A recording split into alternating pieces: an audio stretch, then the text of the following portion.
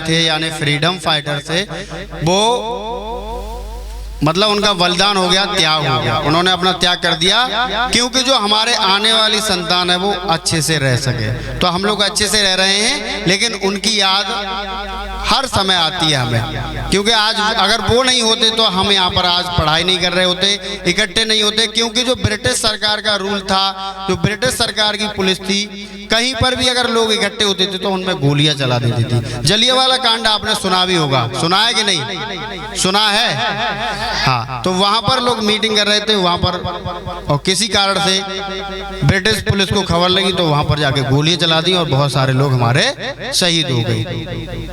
तो अब हम बात करते हैं, जैसे ये झंडा है, क्या है बेटा? झंडा के बारे में हम बताते हैं, और झंडा हमें बहुत कुछ सिखाता है।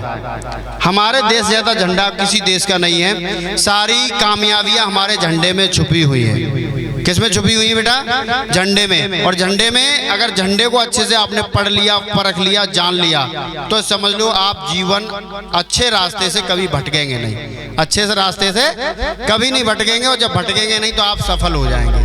समझ में आया कि नहीं? तो सफल होने के लिए हमें झंडा भी ज्ञान देता है। सबसे पहले हम बात करेंगे, सबसे ऊपर वाला कलर जो होता है, रंग होता है, कौन सा होता है? कौन सा रंग होता है? कौन सा होता है? एक बार पुनः बताओ, कौन सा होता है? इसको इंग्लिश में क्या बोलते हैं? सैफरन। क्या बोलते हैं? क्या बोलते हैं? सैफरन। तो ये सैफरन कलर है ना, saffron colour stand for sacrifice.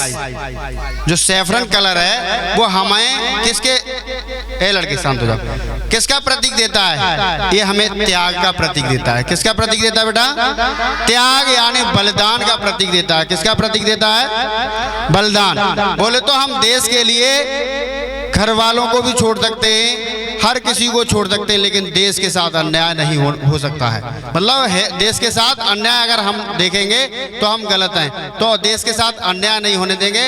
हम सब कुछ त्याग कर सकते हैं, लेकिन देश के साथ अन्याय नहीं होने देंगे। समझा कि नहीं?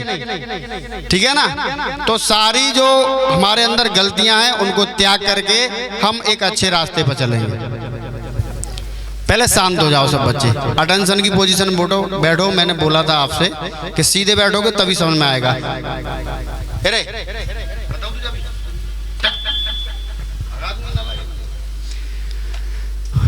उसके बाद दूसरे नंबर पे कलर आता है आपका व्हाइट। कौन सा आता है बेटा?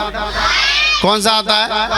व्हाइट यानी सफेद कलर आता है। सफेद कलर क्या करता है, कौन सा प्रतीक देता है हमारे लिए?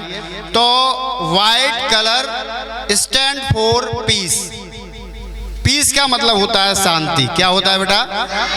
White colour stand for piece.